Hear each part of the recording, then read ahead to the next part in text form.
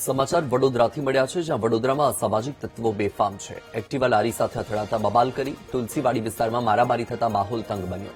દંડા ધોકાથી હુમલો કરતા બે વ્યક્તિને માથામાં ઈજા પહોંચી. હુમલાની ઘટનાથી શાકભાજીના વિક્રેતાઓમાં ભયનો માહોલ છે. બંને પક્ષે પોલીસ સ્ટેશનમાં ક્રોસ ફરિયાદ નોંધાવી છે. વધુ માહિતી આપી રહ્યા છે સંવાદદાતા માનુ ચાવડા. માનુ, આજે વડોદરામાં બબાલ થઈ હતી અકસ્માત બાદ આખો મામલો શું છે? આ મામલે કાર્યવાહી શું છે? શું માહિતી? વત્સલ, ગઈકાલે મોડી રાત્રે આ ઘટના બની હતી ને એનો વિડીયો છે આજે સોશિયલ મીડિયા ઉપર વાયરલ થઈ રહ્યો છે.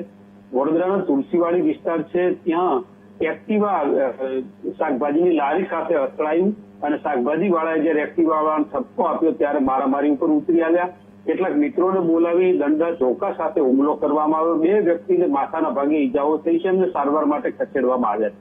હુમલાની ઘટના બાદ સમગ્ર મામલો છે કુંભારવાડા પોલીસ સ્ટેશન પહોંચ્યો હતો.